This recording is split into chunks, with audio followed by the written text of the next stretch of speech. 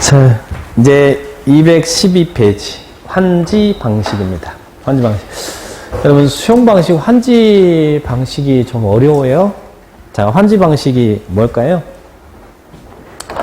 자, 환지 방식은 자, 여기 보세요. 이 개발구역 내에 땅이 있어요.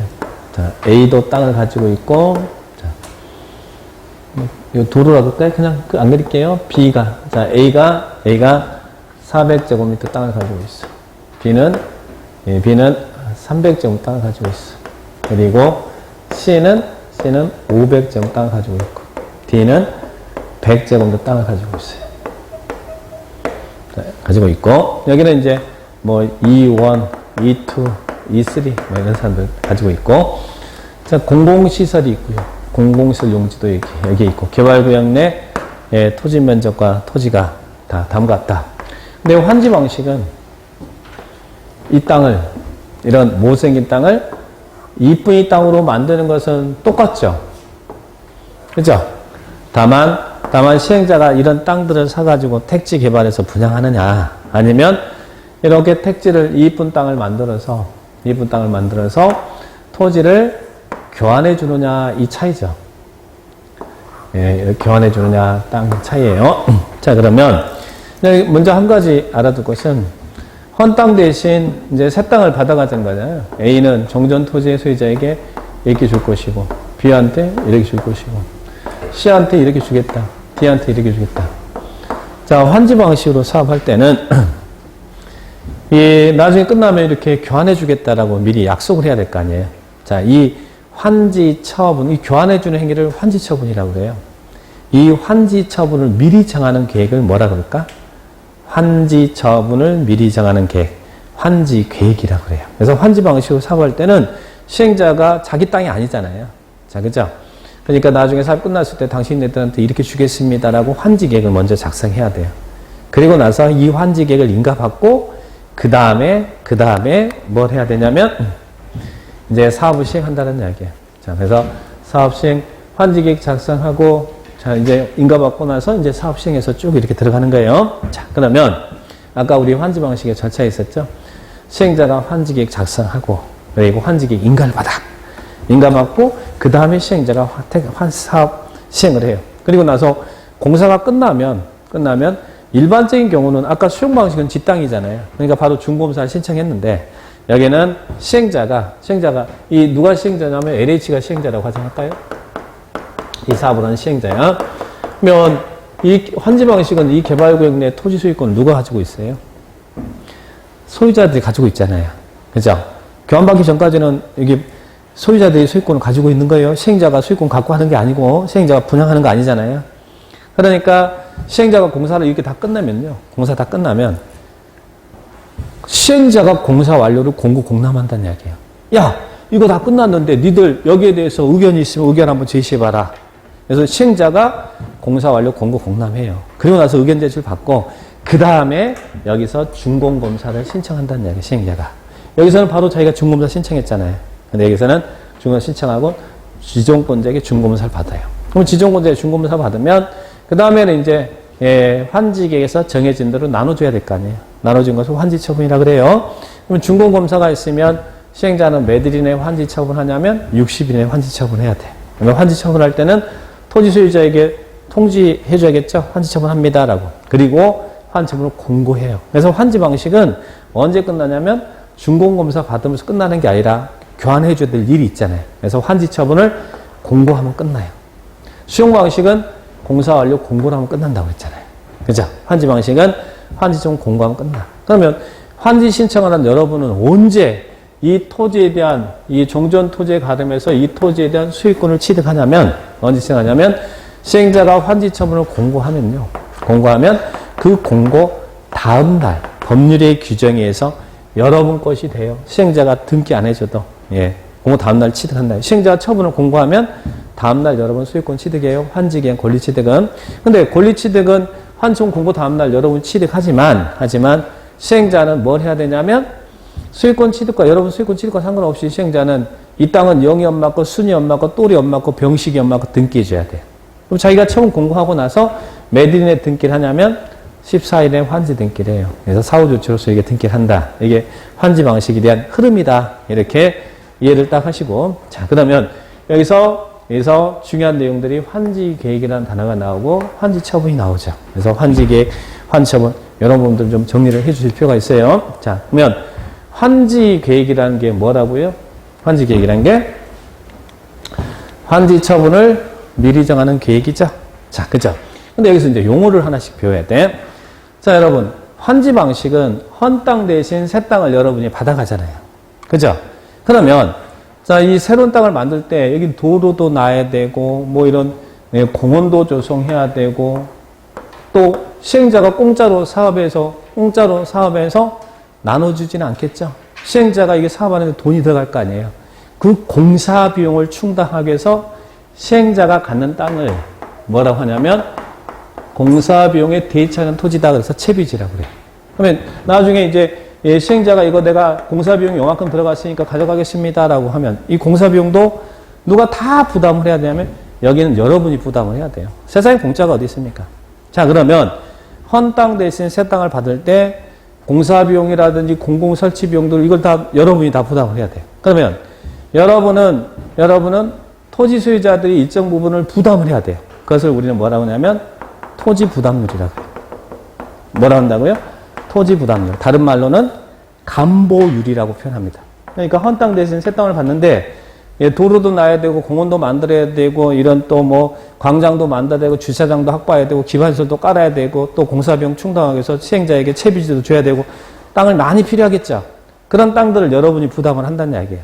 자, 그것을 토지 소유자가 부담하는 부담률을 토지 부담률이라고 그러고 감보율이라고 그래요. 자, 그러면 보세요. 예를 들면 감보율은 누가 정하냐면 시행자가 정해요. 자, 토지 소유자에게 부담하는 평균 부담률. 자, 보세요. 들어만 주세요. 감보율이 50%다라고 했어. 감보율이 토지 소유자들이 부담하는 감보율이 50%다. 그러면 나중에 이적에 토지 소유자들에게 부담시키는 부담률이 감보율이 50%면 A가 지금 500점, 400점을 땅을 가지고 있으면 감보율 떼면 받을 수 있는 권리 면적이 얼마예요? 200이죠? 200인데 자, 이 받을 수 있는 권리 면적만큼 A한테 200을 줄 거예요. 이런 한지를 우리는 무슨 한지라고 하냐면 적응한지라고 해요. 무슨 한지요? 적응한지. 적응한지라는 것은 교환하면서 청산금의 문제가 발생합니까? 안 합니까? 청산금의 문제가 발생하지 않는다. 자, 청산이라는 것은 환지 방식에서만 나와요. 교환할 때 내가 더 받을 수도 있고 덜 받을 수도 있잖아요. 과 부족분에 대해서 금전 정산과 청산인데 수용 방식에서는 청산이라는 단어가 나와요, 안 나와요? 청산은 수용 방식은 보상금 지급 방식이잖아요. 교환하는 방식이 아니잖아요. 그러니까 청산은 환지 방식에서만 나와요. 근데 받을 수 있는 권리 면적만큼 받았잖아요. 자, 그죠? 내가 교환하면서 더 받고 덜 받은 거 아니죠? 청산금의 문제가 발생하지 않도록 하는 한지가 적응한지라는 이야기예요. 용어 하나씩 배우는 거예요. 그러면 자, B는 지금 300이죠. 그러면 감보일 때면 받을 수 있는 권리 면적이 얼마예요? 토지 부담률 50 적용한다고 그랬으니까 토지에게 부담하는 부담률 50%라고 했으니까 받을 수 있는 권리 면적은 150이잖아요. 그런데 B한테 200을 줄 거예요. 200을. 그러면 자, B의 입장에서는 원래 150을 받아야 되는데 지금 200을 받았죠. 그럼 B는 플러스 50만큼 더 받은 거죠? 원래 150 받아야 되는데 200을 받았으니까. 그럼 더 받았다. 그래서 무슨 한지? 증한지라 그래요. 증한지. 더 받았다 이 말이에요. 증한지. 그러면 요만큼 더 받았으면 시행자 입장에서는 토지 소유자에게 땅을 더 준 거 아니에요. 그죠? 토지 소유자가 부당한 이득이 발생했죠. 그죠? 50만큼 더 받은 거니까. 그러면 세상에 공짜가 있어요, 없어요? 시행자는 토지 소유자에게 땅을 더 줬으면 준 만큼 돈을 받아야겠죠. 이걸 뭐라고 그럴까? 청산금을 징수한다. 청산금 징수. 증한제는 징수가 나오겠죠? 돈을 받는다는 이야기죠. 요만큼 땅을 더 줬으니까 받아야 될 거 아니에요. 증한제. 자, 그 다음에 용어 정리. 자, C가 지금 땅이 500이죠. 그러면 감보일 때게 되면 받을 수 있는 권리 면적이 얼마예요? 250인데 여기도 200을 줄 거예요. 그러면 C의 입장에서는 250을 받아야 되는데 200밖에 못 받았잖아요. 그러면 여기는 마이너스 50만큼 손실이 발생했죠. 이런 한지를 감한지다. 면적의 적정화를 위해서 시행자는 증한제 할 수도 있고 감한제 할 수도 있어요. 큰 토지는 줄여줄 수도 있고 작은 토지는 늘려줄 수도 있다는 이야기예요. 시험에 이런 시문이 올해 시험에 이게 시험에 나왔습니다. 이런 개념을 이해하고 있는지. 그래서 적응한지, 증한지, 감한지 이런 개념을 이해할 수 있죠. 그러면 여기 같은 경우는 시행자 입장에서는 지금 토지 소유자 입장에서는 원래는 250을 받아야 되는데 50 됐으니까 250 받아야 되는데 200만 받았으니까 마이너스 50만큼 손실이 발생했잖아요. 땅을 덜 준 거 아니에요, 지금 시행자가. 그죠? 그러면 땅을 덜 준 만큼 돈으로 줘야겠죠? 그래서 이걸 뭐라 그래요? 청산금을 지급한다. 징수 지급이라고 하죠. 그러면 교환할 때 과부족분에 대해서 금전으로 청산하는 게 청산인데, 자, 이 청산은 언제 할까요?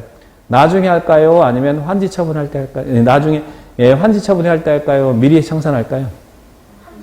나중에 다 끝나고 나서 과부족 사후청산이 원칙이라는 이야기예요. 사후청산이 원칙입니다. 자, 그리고 또 하나 보세요. 그럼 여기서 이제 이렇게 적응한지 개념, 증한지 개념, 감한지 개념 이런 용어를 봤어요. 자, 이 D가 100제곱미터네요. 100제곱 땅입니다. 그러면 이 과소토지 기준을 또 시행자가 정하는데 토지 소유자가 부담하는 간보율은 50이다 정했고 시행자 정합니다. 그리고 과소토지 기준 면적은 200제곱미터다 이렇게 정했어요. 그러면 자 이건 과소토지죠? 과소토지면 간보율 때문에 받을 수 있는 권리 면적이 얼마예요? 50이죠. 50이죠? 근데 야 시행자 그러는 거야. 야 D야 너무 땅이 작으니까 차라리 땅 받아가지 말고 돈으로 받아가라. 자 이것을 환지 부지정이라 그래요. 자 부지정. 환지를 정하지 않겠다 이 말이에요. 환지 부지정. 그러면 이 사람은 뭐 하겠다는 거예요? 돈으로 주겠다는 이야기죠. 청산금 징수합니다. 그러면 여기서는 원래 징수는 사후청산이 원칙이잖아요. 근데 환지 부지정한 토지는 환지 처분 전이라도 미리 청산금을 교부해 줄 수 있어요. 그래서 용어 부지정 개념이 나옵니다. 환지를 정하지 않는다라는 이야기죠. 그리고 또 하나, 자 원래는 토지를 이렇게 토지로 주는 환지를 우리는 무슨 환지라고 하냐면 지금 A, B, C 때 다 뭘로 준 거예요? 조성된 토지로 권리를 이전시켜줬죠? 이런 환지를 우리는 무슨 환지라고 하냐면 평면 환지라고 그래요. 무슨 환지요? 평면 환지. 토지로 권리를 이전한다. 그런데 자 여기에 시행자가 이럴 수 있을까요? 시행자가 여기에다가 건물을 지어서요. 건물 지어서 예? 건축물의 일부와 그 토지 공유 지분을 부여하는 건축물의 일부와 그리고 그 토지의 공유 지분을 부여하는 이런 형태의 환지도 가능할까요? 즉 새로 토지 조성하고 건물 지어서 예, 건축물로 권리를 이전시켜준 환지 가능할까요?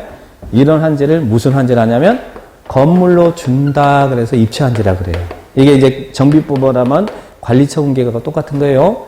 자, 건축물로 주는 환지를 무슨 환지를 한다고요? 입체환지. 그러면 입체환지는 시행자가 사업상 필요하면 할 수 있는 거예요. 자, 그러면 이 입체환지를 할 때는 신청을 받아서요. 자, 여기 신청을 받아서 예, E1, E2, E3가 입체환지 하겠습니다. 신청합니다. 그러면 예, 그제에게 E1, E2, E3 주고 나머지 공유지분 부여하고 나머지 부분들은 시행자가 자기가 처분할 수 있는 권한을 갖는 게 입체환지죠. 쉽게 건물 지어서 이게 상가 지었다 그러면 상가 지분권 주거나 아파트 지었다 그러면 아파트에 분양권 주고 나머지 시행자가 처분하는 게 입체환지라는 이야기예요. 그러면 토지로 주는 것을 평면환지, 건축으로 주는 것을 입체환지 이렇게 정리합니다. 자, 요렇게 그림을 그리는 게 예, 환지 계획이에요. 자, 그러면 자, 간보를 적용했으면 땅이 많이 남겠죠? 그 많이 남는 땅을 뭐라 그래요? 남겨둔 땅을 보류지라 그래요. 자, 보류지. 그래서 보류지는 여러분 보류한 땅이라는 이야기예요. 보류지. 자, 보류지. 그럼 보류지는 무엇을 위해서 남겨두냐면 여러 가지 공공기반시설 설치를 위해서 남겨두는 거예요. 여기다가 이 보류지는 공원부지로 들어갈 수도 있고 청사부지로 들어갈 수도 있고 예, 뭐 광장부지로 들어갈 수도 있고 뭐 여러 가지 남겨둔 땅이에요. 근데 그 남겨둔 땅 중에서 시행자가 공사비용을 충당하기 위해서 나중에 여기가 공사 이렇게 택지 개발 돈이 많이 들어갈 거 아니에요. 공사비용을 충당해서 시행자가 가져가는 땅을 뭘 한다고요? 채비지라고 합니다. 그러면 나중에 이적에 공사가 끝나면 요거 내가 가져가겠습니다. 라고 채비지를 딱 정해요. 자, 공사비용을 충당해서 시행자가 가져간 땅을 뭘 한다고요? 채비지. 그래, 채비지. 채비지는 넓은 의미에서는 남겨둔 땅 중에서 시행자가 가져가는 것이죠. 넓은 의미에서는 보류지에 해당된다는 이야기예요. 환지하지 않고 남겨둔 땅을 보류지라 그래. 자, 그러면 이제 환지 계획을 작성할 때 처음에 환지 방식으로 할 때는 예, 택지 개발하기 전에 이런 그림을 먼저 그려야 된다는 이야기. 어떻게 주겠습니다. 이 환지 처분을 미리 하는 게. 자, 그게 환지 계획입니다. 자, 보세요. 자, 환지 계획 내용을 볼까요? 이 환지계획 내용을 잘 기억하시고, 이번에도 이런 환지계획이 나왔는데, 자, 거기 환지계획, 전부터는 일부러 환지 방식으로 할 때는 다음 사항에 포함된 환지계획을 작성해야 됩니다. 나오죠? 그죠? 환지계획의 내용이 나옵니다. 첫 번째, 환지 설계. 자, 여러분, 이 환지 설계는 나중에 좀, 1월달, 2월달에 좀 더 자세하게 설명할 겁니다. 환지를 교환해준 방식에는 면적식이 있고 평가식이 있어요. 환지 설계하고. 그 다음 두 번째, 필지별 환지 명세. 자, 여기 보세요. 필지별로 다 명세했잖아. A, B, C한테 주겠다라고. 필지별 명세. 자, 근데 세 번째 거 조심하셔야 돼. 필지별, 권리별, 청산, 대상, 토지 명세 그랬네. 자, 여러분. 환지 계획에서 청산금을 결정해야 안 해요? 환지 계획에서 청산금을 결정해야 안 해요? 아까 청산은 사후에 한다고 그랬잖아요. 그러니까 환지 계획에서는 청산금을 결정하지 않습니다. 나중에 환지 처분할 때 결정하는 것이고, 환지 계획에서는 이렇게 청산할 대상 토지를 명세한다는 이야기예요. 청산금이 아니고, 여기 지금 청산할 대상 토지가 요거 A, B, C, D가 지금 청산할 대상 토지잖아요. 이 환지 계획에서는 청산할 대상 토지를 명세하는 것이지 청산금을 환지 계획에서 정하지 않습니다.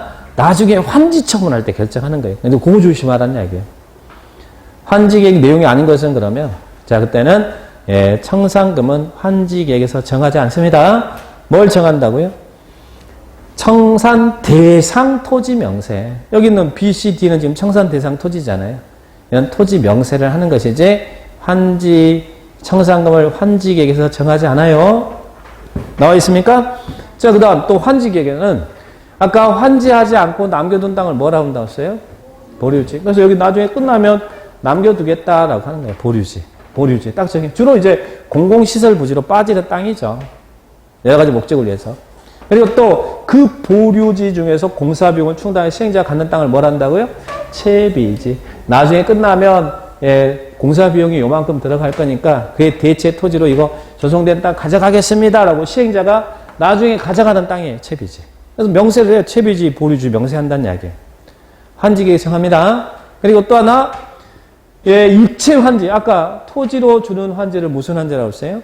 평면 환지. 토지로 권리 이전해줘. 이게 다 평면 환지잖아요. 평면 환지. 그런데 건물로 권리를 이전시켜준 환지를 입체 환지. 그래서 입체 환지를 계획할 때는 입체 환지에 관한 내용도 환지 계획의 내용이다. 입체 환지는 건물로 주는 계획이에요. 자, 이것도 환지 계획의 내용이다. 자, 그렇게 정리를 딱 하시기 바랍니다. 자, 그러면 환지 계획의 내용 이렇게 체크하시고. 자, 내용. 거기 있는 맨 밑에 G, 환지 예정지 나오죠? 맨 밑에 나오죠? 환지 예정지는 임의적 절차니까 환지 계획에서 정하지 않습니다. 212페이지 보고 있습니다.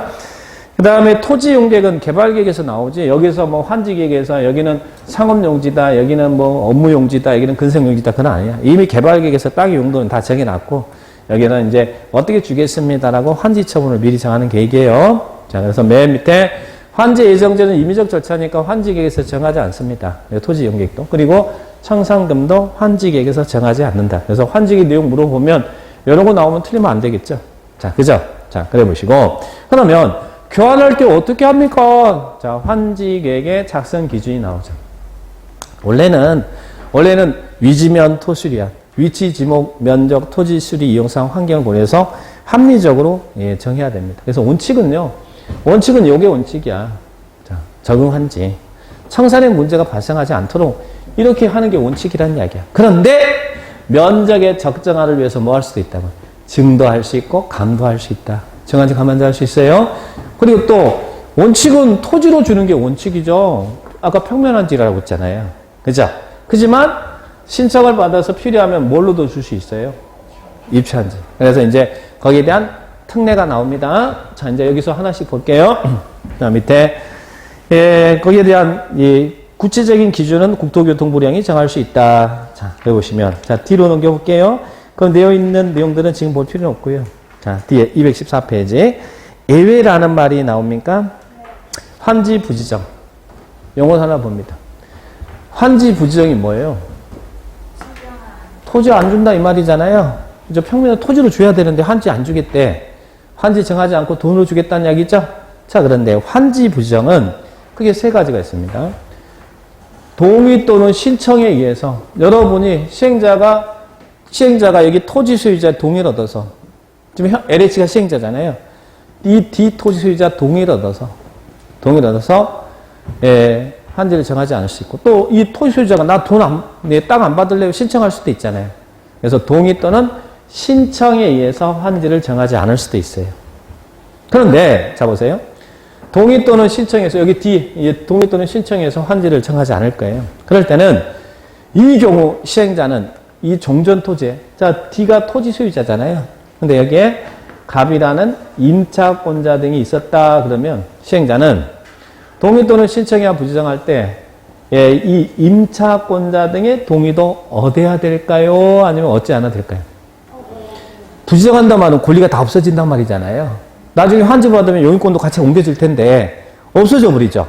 그래서 우리 법에서는 동의 또는 신청에 의해서 환지를 부정할 때 당해 토지에 임차권자 등이 있으면 임차권자 등의 동의도 얻어라. 이 말은 임차권자 등이 용익권자가 동의를 하지 않으면 부지정할 수 없다는 말이에요.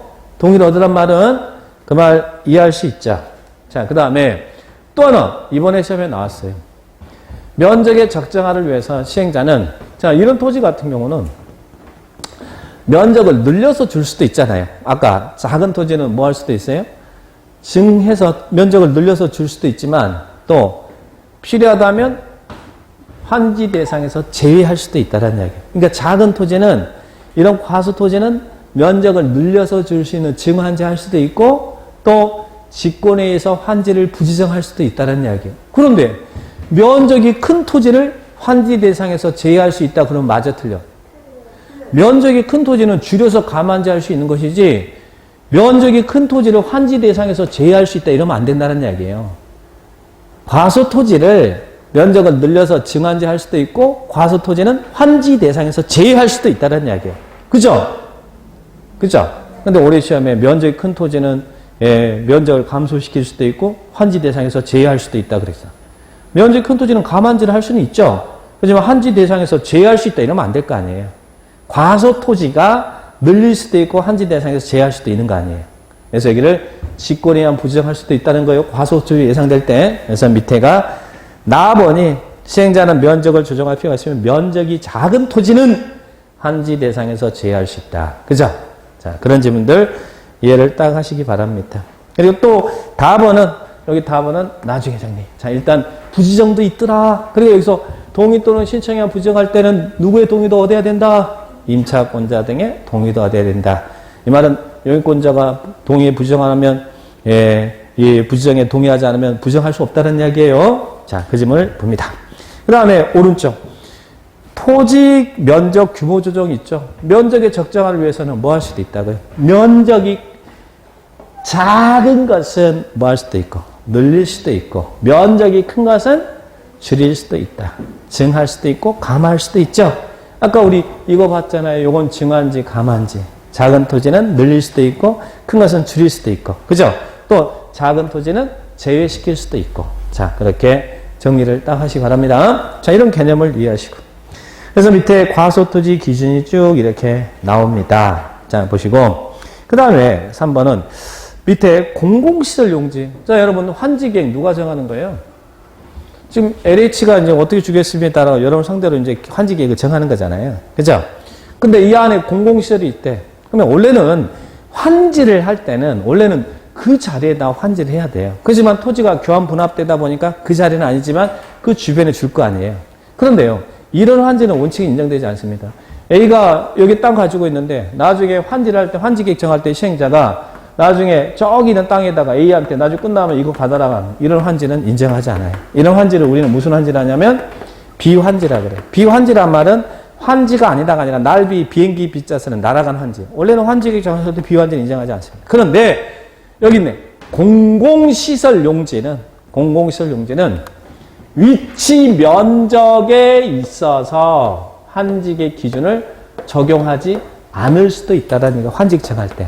그러니까 날아갈 수도 있다는 이야기죠.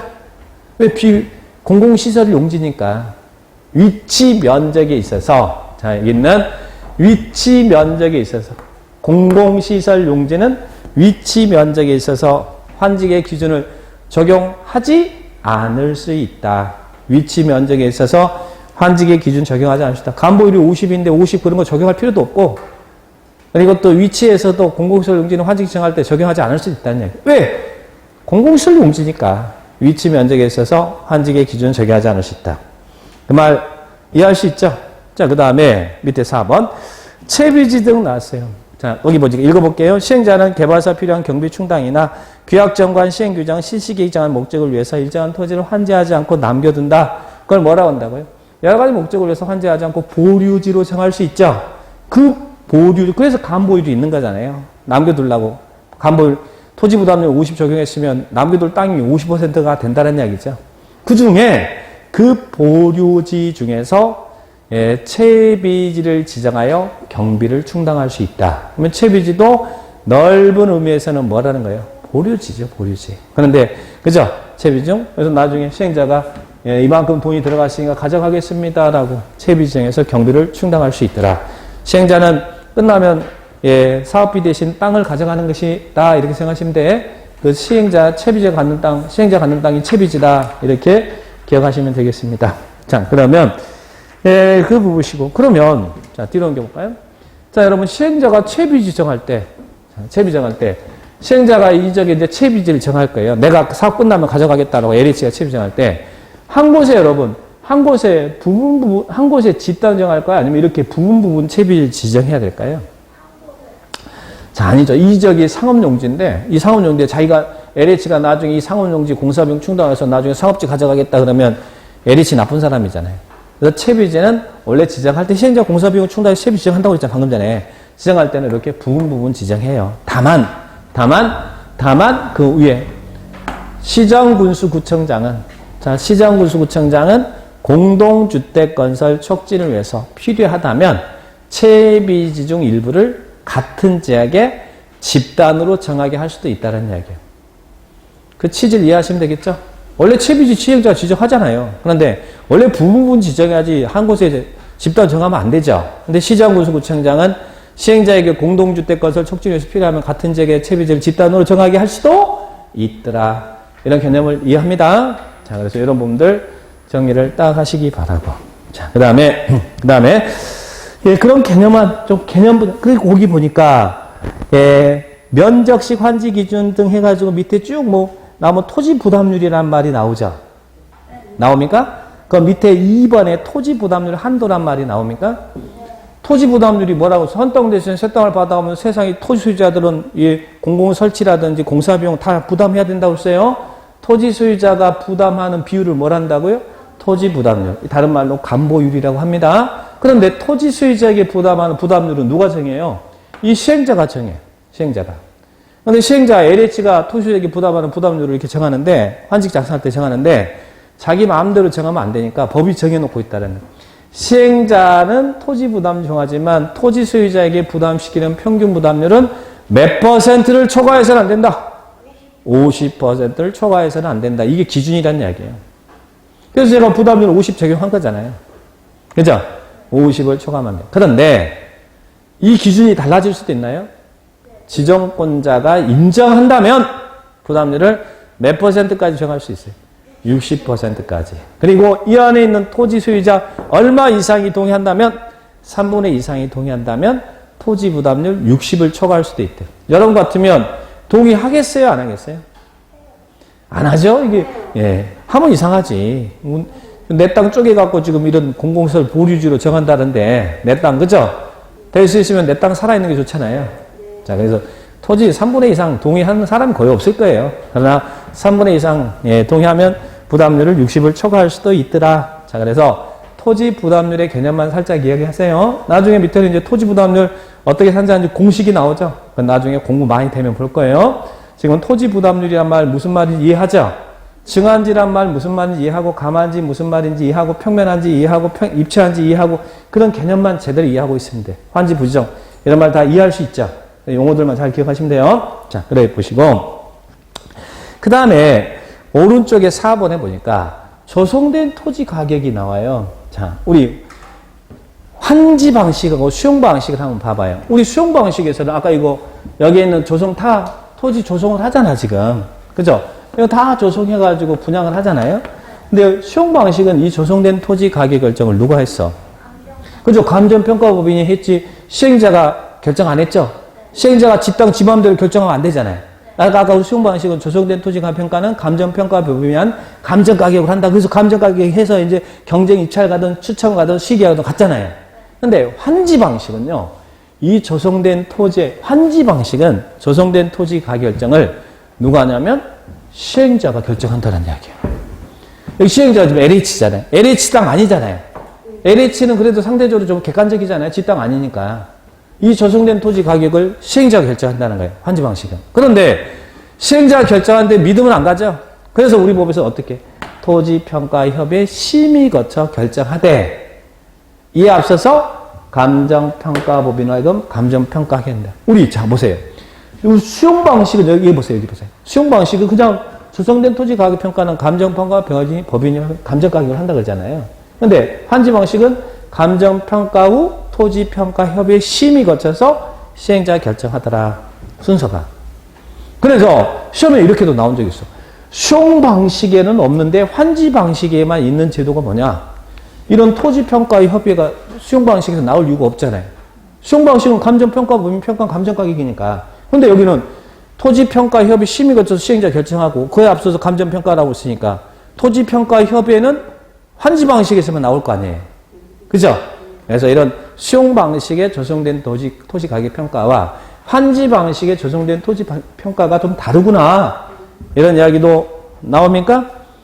나옵니까? 그래서 이런 부분들 감정평가, 토지평가협의, 심의, 시행자 결정. 자, 그렇게 정리를 딱 하시기 바랍니다. 체크하셨죠? 자, 그 다음 뒤로 넘겨보세요. 또 하나 꼭 기억할 것은 환지계획은, 이런 환지계획은 누가 작성한다고 했어요? 시행자가 작성한다고 했죠. 자, 그런데 잘 봐요. 행정청인 시행자는요, 환지계획을 작성하면 이 작성 자체로 효력이 발생하는데 행정청이 아닌 시행자는요. 뭐 LH는 여러분 행정청입니까? 행정청이 아닙니까? 행정청 아니잖아요. 행정청 국가지자체 행정청이라고 그랬잖아요. 행정청이 아닌 시행자는 환지계획 작성하면 환지계획을 인가받아야 이 환지계획의 효력이 발생한다는 얘기예요. 그런데 이 환지계획 인가는 누가 합니까? 이거예요. 우리 다른 데서는 조합 설립 인가도 지정권자가 있고 시식의 인가도 지정권자가 있고 수용방식 중부검사도 지정권자가 다 지정권자잖아요.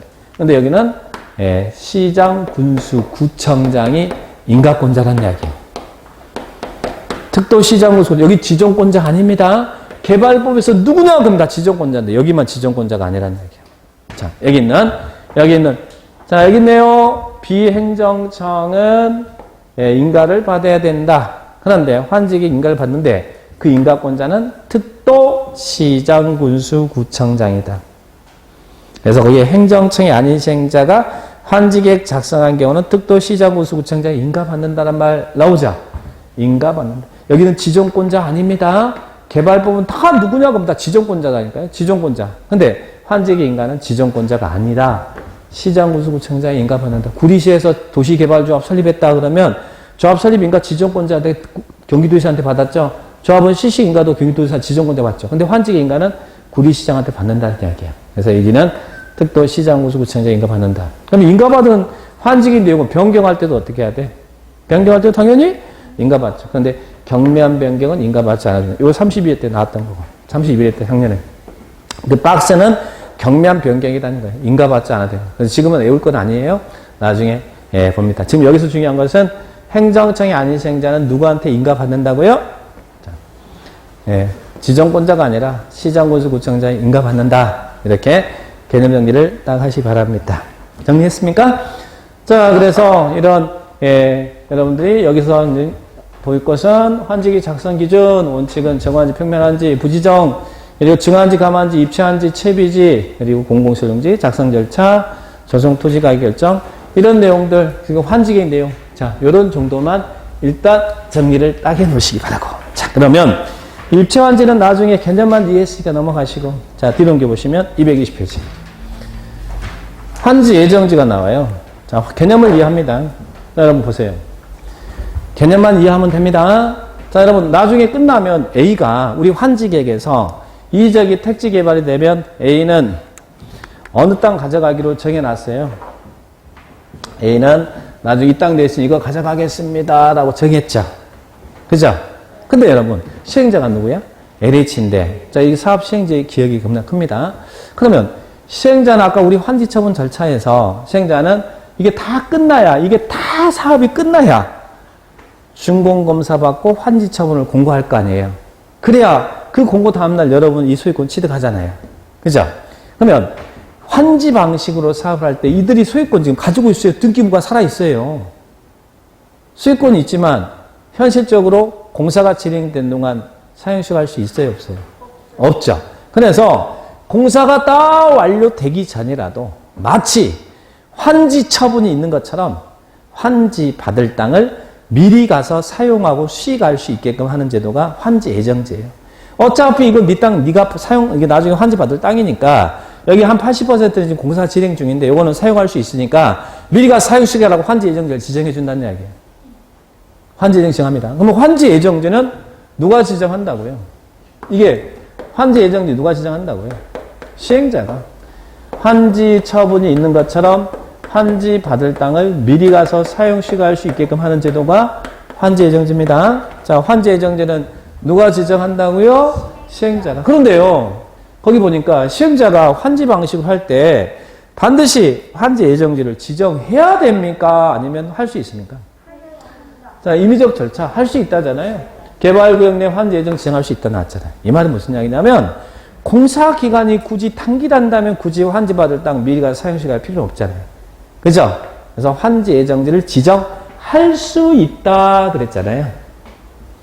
임의적 절차입니다. 그래서 아까 환지기 내용에 환지 예정지 지정은 환지기 내용이 아니다 이렇게 배운 거예요. 환지 예정지를 할 수 있는 것이지 반드시 지정하는 거 아니에요. 환지 받을 땅 미리 가서 사용 시갈 수 있게끔 공사 기간이 단기란다면 환지 예정지 지정할 필요는 없잖아요. 그런데요. 자, 환지 예정지 성격은 어차피 네 땅이 될 거니까 마치 환지 처분이 있는 것처럼 환지 받을 땅 미리 가서 사용 시간을. 그럼 이 말은 종전 토지에 있던 이 용의권의 권리가 이쪽으로 예정지가 지정되면 사용 수익이 이전되는 거예요. 용의권을 옮겨주는 거라는 이야기예요. 자, 잘 보세요. 그러면 시행자가 예정지 지정할 때는 종전과 동일한 내용 권리 이쪽으로 옮겨주는 거거든요. 어차피 네 땅 될 거니까 미리 가서 네가 없었던 게 아니라 있었던 용의권을 이쪽에서 사용시가로 주는 거예요. 그러면 용의권을 옮겨주는 것이니까 만약에 종전 토지에 이 A가 토지 소유자잖아요. 이 종전 토지에 갑돌이라는 임차권자 등이 있었대. 그럴 때는 시행자가 예정 지정할 때 어떻게 해야 돼? 임차권자 등의 권리도 아울러 지정해 주라는 이야기야. 그러니까 예정지는 사용수익권 옮겨주는 것이니까 종전토지 사용시효 같은 용의권자가 있었으면 용의권자가 종전과 동일한 내용 권리를 행사하라는 이야기예요. 만약에 용의권자가 없다면 토지 소유자가 사용시효하겠죠. 그래서 거기 뭐라고 나왔어요? 거기 의 보니까 시행자는 개발사업 시행을 위해서 필요하면 개발구역 토지에 대해서 환지 예정지 지정할 수 있다 나오죠.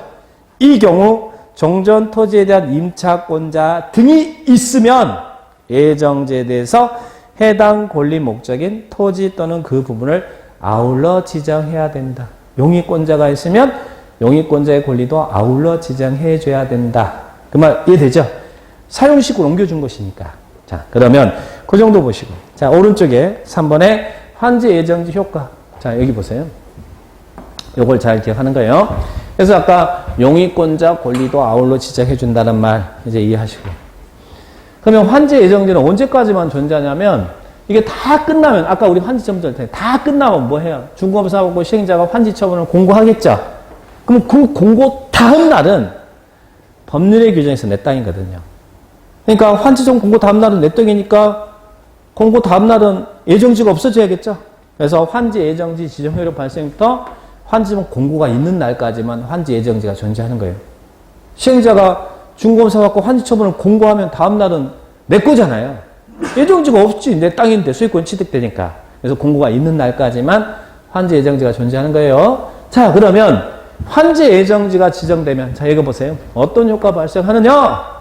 사용시권이 이전된다는 얘기예요. 어디에서 어디로 옮겨진다는 얘기예요. 네? 환지 처분, 환지 예정 지정효력 발생부터 환지점 공고가 있는 날까지 그죠? 어떻게 할 수 있어? 환지 예정지를 사용시할 수 있다는 이야기잖아요. 환청 공고가 있나까지 사용시효가 할 수 있다. 이 말은 종전 토지에 있던 사용시권이 예정지로 이전됐다 이 말이잖아요. 사용시권이 이전된다는 이야기예요. 환청 공고한 날까지 사용시. 그러면 종전 토지는 사용시효가 할 수 있어요, 없어요? 이전됐으니까 없어야지. 그죠? 그래서 환제 예정지는 사용시효. 자, 보세요. 근데 여기서 하나 볼 것은 여러분 환제 예정지가 지정되면 수익권이 이전돼요, 안 돼요? 아직은 여기까지는 내 땅 아니잖아요. 다음날 내 땅이지만 그 전까지는 누군가의 땅일 거 아니에요. 그죠? 어차피 네 땅 될 거니까 미리 가서 사유식의 권능을 부여하는 것이지 환제 예정지가 지정됐다고 수익권 이전되는 게 아니에요. 그래서 무슨 말이냐면 예정지가 지정되면 이 예정지를 사용시효가 할 수 있지만 건물 짓고 장사도 해도 되지만 소유권이 아직 법률상 넘어온 게 아니기 때문에 이 예정지를 지정되면 처분할 수는 없다는 이야기야. 내 소유권이 아닌데 어떻게 아무 땅을 처분할 수 있어요? 그냥 어차피 네 땅 될 거니까 사용시효가 할 수 있지만 처분권은 없어요. 그래서 환제 예정지가 지정되면 소유권도 이전된다 그러면 안 돼요. 이전은 언제 된다고요? 이 공고 다음날 이전되잖아요. 이전돼. 공고 다음날. 그죠? 환제 예정지는 공고가 있는 날까지만 존재한다고 그랬잖아요. 그래서 소유권 취득과는 상관이 없습니다. 그 말 이해하죠? 우리는 소유권을 넘어온 게 아니기 때문에 사용식만 하지 처분할 수 없어요. 그러니까 종전토지에 있던 사용식 옮겨지니까 종전토지는 사용식 할 수 없는 것이고. 1번 그 말 이해할 수 있죠? 자, 그러면 아까 환제 예정지는 자 거기 2번에 사용식 개시 별도 지정이라는 말이 나와. 자, 아까 시행자가 정해주거든요. 오늘이 매들이에요, 매들? 14일, 12월 14일부터 환제 예정지 사용해도 됩니다라고 지정효력이 났어. 그럼 14일날 이제 사용하면 되잖아요. 근데 갔더니 여기가 막 울타리가 쳐져 있고 사용식 장애가 되는 물건이 있다라는 얘기. 그러면 이 사용식 개시를 뭐 할 수 있다고요? 따로 정할 수도 있다라. 따로 정하면 그 따로 정한 날부터 환지처분 공고가 있는 날까지 예정지를 사용시켜도 된다는 이야기예요. 그래서 거기 2번이 사용식 개시를 별도 지정할 수 있다는 말 그 취지 이해하시고. 그 다음에 또 하나 뒤로 넘겨보세요. 자, 뒤로 넘겨보시면 4번 봐보세요. 이것도 볼까요? 시험에 요즘은 잘 나오는데요. 자, 환제 예정지는 아까 예정지 그러면 머릿속에 뭐가 생각나야 돼? 개념을 이해합니다. 환지 받을 땅 미리 가서 사용시가 할 수 있게 하는 거다. 그죠? 어차피 네 땅 될 거니까 다 공사가 안 돼도 완공된 부분에 대한 미리 사용시의 권능을 부여하는 거죠? 그러나 수익권 이전된 거예요? 안 된 거예요? 수익권 이전 안 된 거라고 했잖아요. 다 끝나야 수익권, 한청 공고해야 수익권 이전 된다고 그랬잖아요. 그래서 우리는 예정지를 처분할 수는 없어요. 그런데 공사 비용을 충당하기 위해서 시행자가 갖는 땅을 아까 뭐라고 했어요? 채비지. 채비지는 예정지를 자기가 지정하면 채비지는 사용식뿐만 아니라 아직 지 땅 아니잖아요.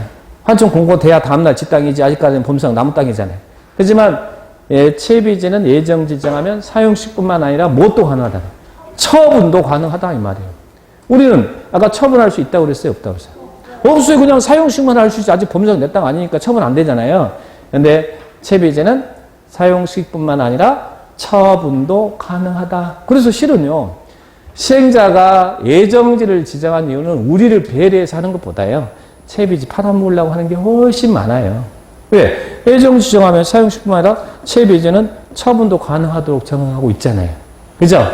그래서 요게 있는 1번하고 3번을 구분하셔야 됩니다. 우리는 수익권 이전된 게 아니고 사용식권만 이전된 것이다. 그런데 채비지는 예정지가 지정되면 사용식뿐만 아니라 뭣도 가능하다고요. 처분도 가능하다. 그래서 시행자가 우리를 위해서 지정하는 것보다 채비지 팔아먹으려고 지정하는 경우가 더 많다라는 이런 후설이 있더라. 그죠? 자, 그렇게 기억하시기 바랍니다. 자, 환지 예정지가 무슨 개념인지 이해했죠? 자, 그런 개념만 이해하세요. 환지 예정지, 환지 받을 땅 미리 가서 사용시 갈 수 있는 제도다. 그렇게만 딱 개념을 이해하셔요. 환지 예정지. 그 다음에 오른쪽 223페이지. 자, 환지처분 절차.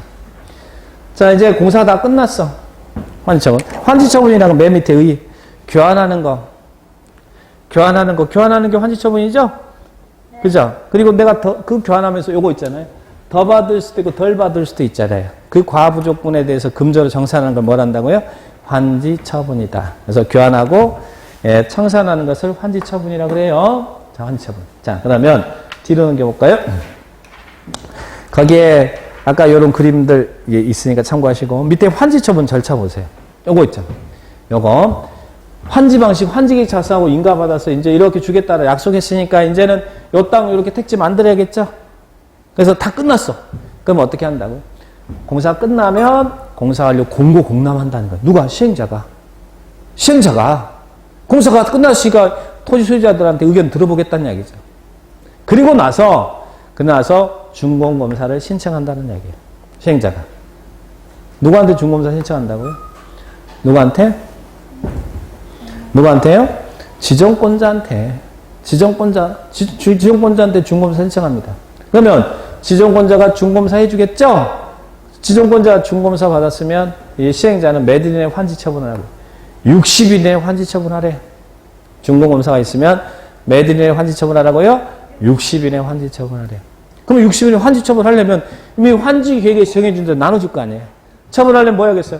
토지 소유자에게 환지 처분하겠습니다. 통지하죠. 그죠? 그리고 환지 처분을 시행자가 공고합니다. 그 다음에 환지 방식은 이때 끝나는 거예요. 환청은 시행자가 공고하면. 그죠? 그럼 여러분은 신청한 여러분은 언제 이 환지기한 권리를 취득한다고? 이 공고 다음날. 이게 제일 중요한 거예요. 그러면 다음날 취득하지만 수익권 취득과 상관없이 시행자는 또 뭘 해줘야 돼? 영이 엄마고 순이 엄마고 또리 엄마고 병식이 엄마고 등기해줘야 돼. 자기가 공고하고 몇 일 내에 등기한다고요? 14일. 그래서 환지 처분은 60일을 하고 환지 등기는 14일 내에 등기를 합니다. 뒤에서 나올 거예요. 뒤에서 나올 거예요. 미리 지금 설명을 해드린 겁니다. 자, 그러면 이제 환지 처분의 효과만 보시면 돼. 환지 처분의 효과. 자, 환지 처분이 뭐라고 그랬어요? 환지 처분이 뭐라고 그랬어요? 환지 처분은 교환한다고 그랬죠? 새 땅 받는 거라고 그랬죠? 교환한다는 말이 무슨 말이에요? 권리가 옮겨진다는 말이잖아요. 그죠?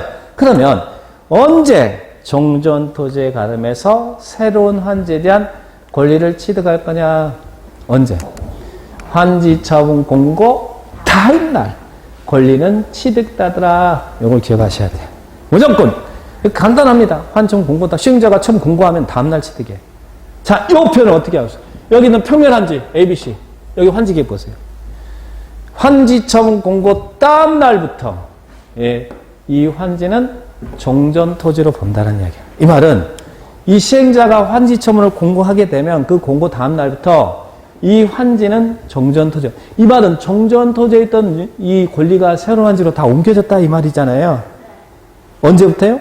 공고 다음 날부터. 시행자가 처분 공고하면 공고 다음 날부터. 그러면 공고 다음 날부터 새로운 환지에 대한 소유권도 취득되고, 그리고 또 종전 토지 건축에 있던 용익담보물권의 권리도 이쪽으로 다 옮겨진대. 제한물권도. 근데 아직 여러분 민법에 물권법 안 배웠죠? 지역권은 토지에 대한 권리니까 옮길 수가 없어요. 그래서 지역권만은 제외한다 그래요. 나중에 이제 지역권은 그래서 이제 밑에 지역권의 이야기가 나올 거예요. 근데 나중에 볼 것이요. 토지에 대한 권리, 사람에 대한 권리가 아니거든. 그래서 지역권 옮길 수가 없어요. 자, 그러면 이 공고 다음 날부터 언제부터 환지는 종전 토지를 본다고요? 환지청 공고 다음 날부터 종전 토지 본다. 체크하셨어요? 맨 위에 있죠? 다음 날부터. 그런데 여기 ABC는 시행자가 환지 처분 공고하면 공고 다음 날부터 이 ABC는 종전 토지로 보잖아요. 근데 여기 우리 환지 계획에서 이 D 환지 부정한 토지 있었죠? 아까 환지 부정한 토지 있었죠? 이 환지 부정한 토지는 권리가 소멸되잖아요. 그럼 언제 소멸돼? 자, 환지 부정한 토지의 권리 소멸은 이 언제 소멸할까? 이 공고가 옛날이 끝날 때 소멸한다는 이야기예요.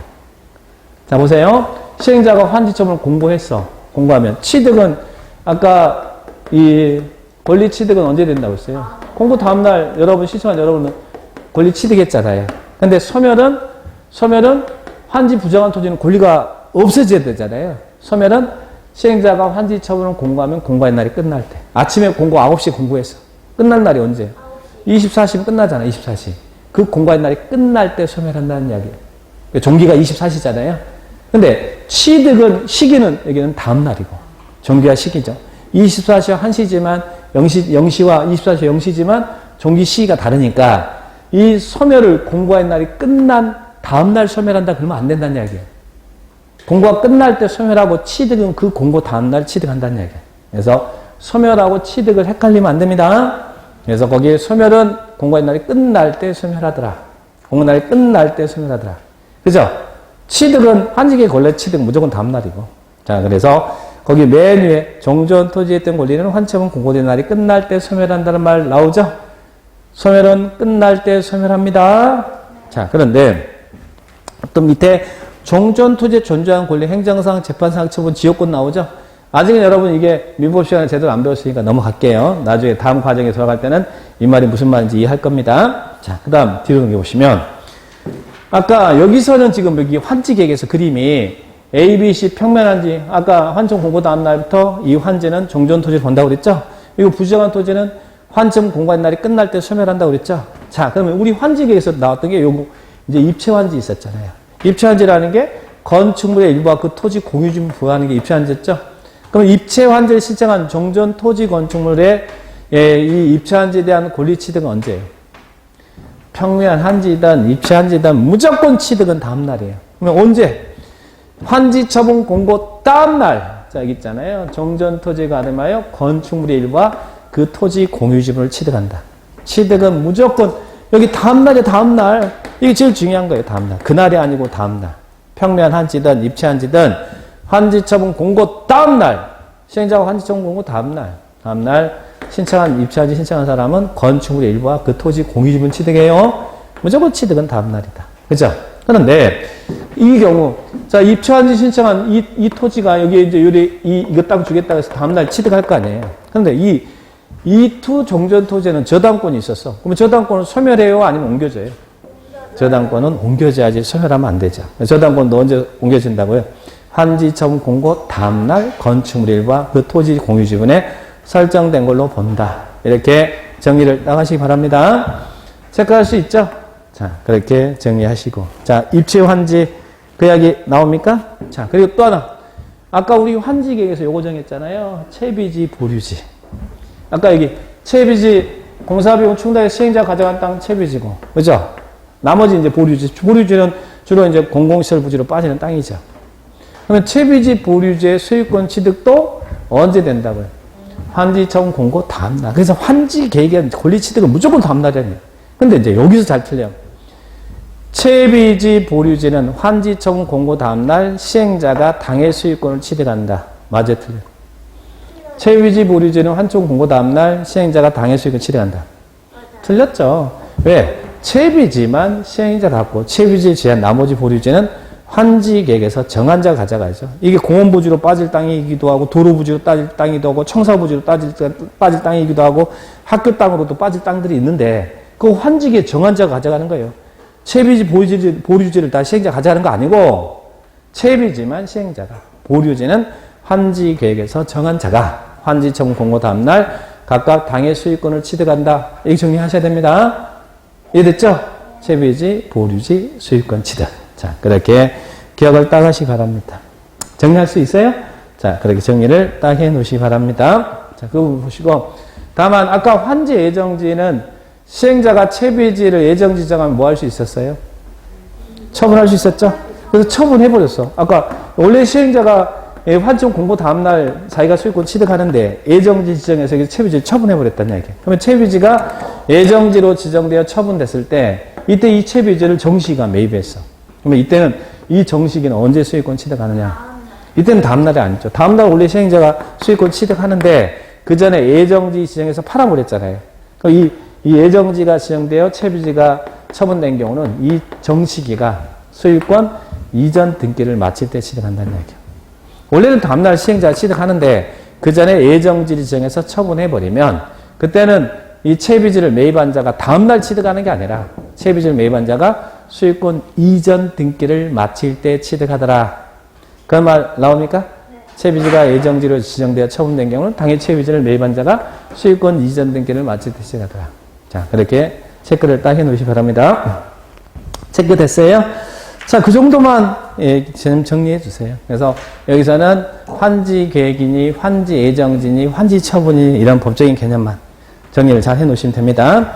그래서 이제 여기에다가 이제 나중에는 뭐 청산금 붙이고 등기 붙이고 뭐 이러면 예, 환지 처분의 내용은 충분히 정리될 거예요. 자, 그래서 예, 환지 방식은 이 정도만 일단은 개념 정리를 잘 해놓으시고요. 자, 그 뒤에 예, 내용들은 다 생략해도 되겠고, 나중에 도시개발처권은 예, 나중에 이제 237페이지에 자, 우리 시험에 잘 나오는 파트인데, 또 1월 달부터는 좀 4시간 되고, 이제 시간 좀 충분히 될 때, 그럴 때 수업을 진행하도록 하겠습니다. 자, 이리 보시고요. 자, 개발법은 이렇게 마무리하고, 자, 원래 정비법인데, 정비법이 개발법보다 쉬울까요? 어려울까요? 어려워요. 개발법이 정리가 좀 잘 되면, 예, 정비법이, 특히 이 개발법의 이 환지 방식 있죠. 이 환지 방식을 정리를 잘하면 정비법의 관리처분 계획이 나오거든요. 관리처분 계획하고 환지 방식은 흐름이 거의 비슷해요. 그러니까 개발법에, 그래서 제가 이 환지 방식에 대한 이런 절차라든지 개념을 이게 좀 자세하게 설명을 드린 이유가 나중에 정비법 공부하실 때 여러분이 훨씬 좀 쉽게 접근할 수 있도록 하기 위해서 한 겁니다. 그런데 이 정비법은 예, 이번 과정에는요, 자, 이번 과정에는 좀 생략을 하겠습니다. 생략하고, 예, 1, 2월 달부터 정비법을 해드리고, 제가, 예, 다음 주하고 그 다음 주 남았잖아요. 예, 여러분이 건축법과 주택법의 용어는 좀 정확하게 알고 가셔야 돼. 예, 그래야 1월 달부터 좀 정리하기가 편하니까, 예, 이번 달에는 정비법을 생략하고, 제가 건축법, 주택법, 다음 주에 이렇게 들어가겠습니다. 그러니까 그렇게 아시고, 오늘 일단, 예, 개발법만 좀 제가 해드린 것만 위주로 정리를 잘 해놓으시 바랍니다. 아셨죠? 자, 오늘 굉장히 수고 좀 많으셨습니다. 마치겠습니다. 예.